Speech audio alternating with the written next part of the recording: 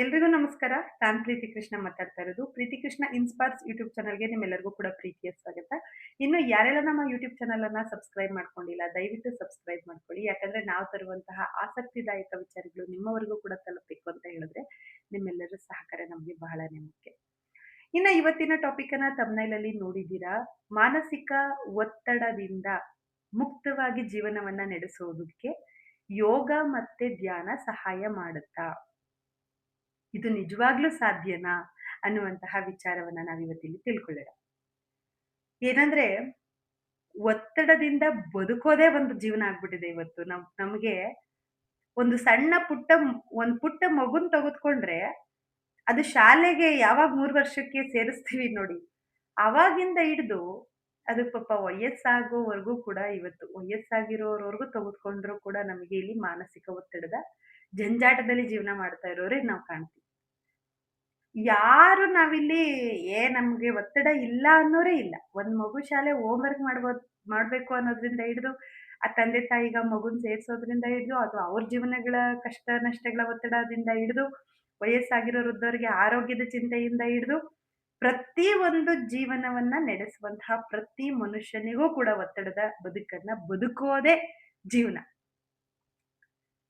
ಇದನ್ನ ಮುಕ್ತತೆನ್ ಮಾಡ್ಕೊಳ್ತೀವಿ ಅಂದ್ರೆ ಬಹುಶಃ ಕಷ್ಟ ಆಗುತ್ತೆ. ಅಂದ್ರೆ ಒತ್ತಡವನ್ನೇ ಬೇಡ ನನಗೆ, ಅದ್ರಿಂದ ನಾನ್ ಮುಕ್ತಿ ತಗೊಂಡ್ಬಿಟ್ಟಿದ್ದೀನಿ. ನನಗೆ ಯಾವ ಒತ್ತಡಗಳು ಇಲ್ಲ ಅಂದ್ರೆ ಅದು ಬಹುಶಃ ಅದು ತಪ್ಪು. ಬಟ್ ಅದನ್ನ ಕಡಿಮೆ ಮಾಡ್ಕೊಂಡಿದೀನಿ, ಕಡಿಮೆ ಮಾಡ್ಕೋತಾ ಇದ್ದೀನಿ ಅನ್ನುವ ಪದವನ್ನ ನಾವು ರೂಢಿಸ್ಕೋಬೇಕು. ಯಾರೇ ಆಗ್ಲಿ. ಇಲ್ಲಪ್ಪ ಅದು ಒತ್ತಡದ ಜೀವನ ಇದೆ. ಬಟ್ ಆದ್ರೂ ಪರವಾಗಿಲ್ಲ. ನಾನು ಅದನ್ನೆಲ್ಲ ಕಮ್ಮಿ ಮಾಡೋದನ್ನ ಅದು ಇದ್ರೂನು ನಾನ್ ಜೀವನ ನಡೆಸ್ಕೊಂಡು ಹೋಗೋದನ್ನ ಕಲ್ತ್ಕೊಂಡಿದೀನಿ.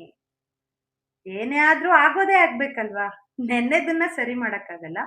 ನಾಳೆದ್ ನಮ್ಗೇನು ಅಂತ ಗೊತ್ತಿಲ್ಲ. ಪ್ರೆಸೆಂಟ್ ಲೈಫಲ್ಲಿ ಮಾತ್ರ ನಾವು ಜೀವನ ಮಾಡ್ತಾ ಇದ್ದೀವಿ. ಹಾಗಿದ್ರೆ ಒತ್ತಡ ಏನಕ್ಕೆ ಅಷ್ಟೊಂದು? ಇದನ್ನ ತಿಳ್ಕೊಂಡಿರೋರ್ಗ್ ಉಪಯೋಗ. ಬಟ್ ಇಲ್ಲ, ಇಲ್ಲ, ಇಲ್ಲ. ನಾನು ಏನೋ ದೊಡ್ಡ ಸಾಧನೆ ಮಾಡ್ತಾ ಇದ್ದೀನಿ. ನಾನು ಅದನ್ ಮಾಡ್ಬೇಕು, ನಾನು ಇದನ್ ಮಾಡ್ಬೇಕು, ನಾನು ಅವ್ರ ಮುಂದೆ ಹಿಂಗ್ ಬದುಕ್ಬೇಕು, ನಾನು ಅದೆಲ್ಲವನ್ನ ಮಾಡ್ತಾ, ಮಾಡ್ತಾ, ಮಾಡ್ತಾ ನಮ್ಮ ಆರೋಗ್ಯದ ಬಗ್ಗೆ ನಾವು ಕಾಳಜಿನೇ ಮರ್ತೋಗ್ತಾ ಇದೀವಿ. ಇರ್ಲಿ ಪರವಾಗಿಲ್ಲ. ಯಾಕಂದ್ರೆ ನಾವು ಬದುಕೋದನ್ನ ರೂಢಿಸ್ಕೊಂಡ್ಮೇಲೆ ಅದೆಲ್ಲವೂ ಇರ್ಲೇಬೇಕಲ್ಲ. ಬೇರೆಯವ್ರ ಮುಂದೆ ಚೆನ್ನಾಗೂ ಬದುಕ್ಬೇಕು, ಆರೋಗ್ಯವಾಗೂ ಇರ್ಬೇಕು. ಒತ್ತಡಗಳು ಬರ್ತಾ ಇರುತ್ತೆ. ಅದನ್ನ ನಾವು ಕಂಟ್ರೋಲ್ ಮಾಡೋದನ್ನ ಕೂಡ ಕಲಿಬೇಕು. ಅದೇ ಜೀವನ ಅಲ್ವಾ? ಸೊ ಹಾಗಾಗಿ ನಾವಿವತ್ತು ಒತ್ತಡ ಮುಕ್ತ ಜೀವನವನ್ನ ಮಾಡೋದಕ್ಕೆ ಧ್ಯಾನ ಯೋಗ ಹೇಗೆ ಕೆಲಸ ಮಾಡುತ್ತೆ ಅನ್ನೋದನ್ನ ತಿಳ್ಕೊಳ್ಳೋಣ. ಯೋಗ ಅಂದ್ರೆ ದೇಹವನ್ನ ದಂಡಿಸಿ ಕಷ್ಟಕರವಾಗಿರುವ ಯೋಗಾಸನಗಳನ್ನ ಮಾಡೋದಕ್ಕೆ ಅಂತಲ್ಲ. ಅದು ಬದಲಿಗೆ ನಮಗೆ ಸಣ್ಣ ಪುಟ್ಟ ಯೋಗಾಸನಗಳಿಂದಲೂ ಕೂಡ ನಾವು ಮಾನಸಿಕ ಆರೋಗ್ಯವನ್ನ ಕಾಪಾಡ್ಕೊಳ್ಬಹುದು. ಧ್ಯಾನವನ್ನ ಗಂಟೆಗಟ್ಲೆ ಕುತ್ಕೊಂಡು ನಾವು ಒಂದೇ ಕಡೆ ಕುತ್ಕೊಂಡು ಕಣ್ಮುಚ್ಚಿ ಒಂದ್ ಗಂಟೆ ಅಥವಾ 2 ಗಂಟೆಗಳ ಕಾಲ ನಾವು ಧ್ಯಾನವನ್ನ ಮಾಡ್ಬೇಕಾಗಿಲ್ಲ ಮಾನಸಿಕ ಆರೋಗ್ಯ ಕಾಪಾಡ್ಕೊಳ್ಳೋದಕ್ಕೆ. ಕೇವಲ ಒಂದು 10 ರಿಂದ 15 ನಿಮಿಷಗಳ ಕಾಲ ಕೂಡ ನಾವು ಧ್ಯಾನವನ್ನ ಸರಿಯಾದ ಕ್ರಮಬದ್ಧ ರೀತಿಯಲ್ಲಿ ಮಾಡಿದ್ರೆ ಆರೋಗ್ಯ ಸ್ಥಿತಿಯನ್ನ ಕಾಪಾಡ್ಕೊಳ್ಳೋದಕ್ಕೆ ಸಾಧ್ಯ ಆಗುತ್ತೆ. ಇನ್ನು ಪ್ರಾಣಾಯಾಮ. ಜೊತೆಗೆ ಪ್ರಾಣಾಯಾಮ ಕೂಡ ಅವಶ್ಯಕತೆ. ನಾವೀಗ ನೋಡಿ ಬರೀ ಯೋಗದಿಂದ ಮಾನಸಿಕ ಸ್ವಾಸ್ಥ್ಯತೆ ಕಾಪಾಡ್ಕೊಳ್ಳೋಕೆ ಬರೀ ಯೋಗ ಆಗೋದಿಲ್ಲ. ಇಲ್ಲ ಬರೀ ಧ್ಯಾನ ಆಗೋದಿಲ್ಲ. ಇಲ್ಲ ಬರೀ ಪ್ರಾಣಾಯಾಮ ಆಗೋದಿಲ್ಲ. ಬಟ್ ಈ ಮೂರನ್ನು ಕೂಡ ನಾವು ನಿಯಮಿತವಾಗಿ ಒಂದು ಸಮಯದಲ್ಲಿ ಇಂತಿಷ್ಟು ಸಮಯಗಳ ಕಾಲ ನಾವು ಧ್ಯಾನ, ಯೋಗ, ಪ್ರಾಣಾಯಾಮವನ್ನ ಮಾಡ್ತೀವಿ. ಮೂರನ್ನು ಜೋಡಿಸ್ಬೇಕು. ಆಗ ಖಂಡಿತವಾಗ್ಲೂ ಕೂಡ ನಾವು ಮಾನಸಿಕ ಒತ್ತಡವನ್ನ ಕಂಟ್ರೋಲ್ ಮಾಡೋದನ್ನ ನಾವು ಕಲಿಬಹುದು. ಪ್ರೆಸೆಂಟ್ ಲೈಫ್ ಅನ್ನ ಲೀಡ್ ಮಾಡೋದನ್ನ ಕಲಿಬಹುದು. ಅಂದ್ರೆ ಪ್ರೆಸೆಂಟ್ ಲೈಫ್ ಅಲ್ಲೇ ನಾವು ಬದುಕಬೇಕಾಗಿರೋದು. ಆಮ್, ನೆನ್ನೆದ್ರದ್ದು ಅವಶ್ಯಕತೆ ನಾವು ನೆನ್ನೆದ್ರದ್ದು ವಿಚಾರಗಳನ್ನ ತೆಗೆದುಕೊಂಡ್ಬಿಟ್ರೆ ಹೆಚ್ಚು ಒತ್ತಡ ಆಗೋದಕ್ಕೆ ಶುರುವಾಗುತ್ತೆ. ನಾಳೆ ತಗೊಂಡ್ರೆ ಅದಕ್ಕಿಂತ ಹೆಚ್ಚು ಒತ್ತಡಗಳು ಬರೋದಕ್ಕೆ ಶುರುವಾಗುತ್ತೆ.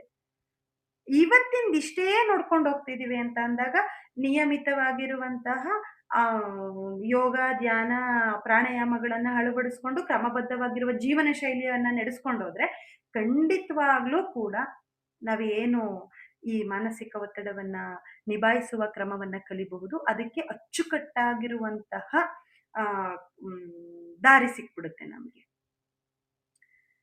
ಈಗ ಟೈಮ್ ಟೇಬಲ್ ಮಾಡ್ಕೋಬೇಕು. ನಾವಾಗಿದ್ರೆ ಎಷ್ಟು ನಿಮಿಷ ಯೋಗ ಮಾಡಬೇಕು, ಎಷ್ಟು ನಿಮಿಷ ಧ್ಯಾನ ಮಾಡಬೇಕು, ಎಷ್ಟು ನಿಮಿಷ ಪ್ರಾಣಾಯಾಮ ಮಾಡಬೇಕು, ಅಥವಾ ಯಾವ ಯಾವ ಯೋಗಾಸನಗಳನ್ನ ಮಾಡಬೇಕು.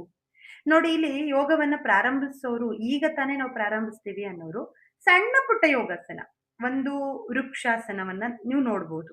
ಏನು, ಮರದ ರೀತಿಯಲ್ಲಿ ನಿಂತ್ಕೊಳ್ಳೋದು ಅಂದ್ರೆ ಒಂದು ಕಾಲನ್ನ ನಮ್ಮ ಮಂಡಿಗೆ ಆಮ್, ಅದನ್ನ ಒರಗಿಸಿ ಒಂದು ವೃಕ್ಷಾಸನದಂತೆ ನಿಂತ್ಕೊಳ್ಳೋದು.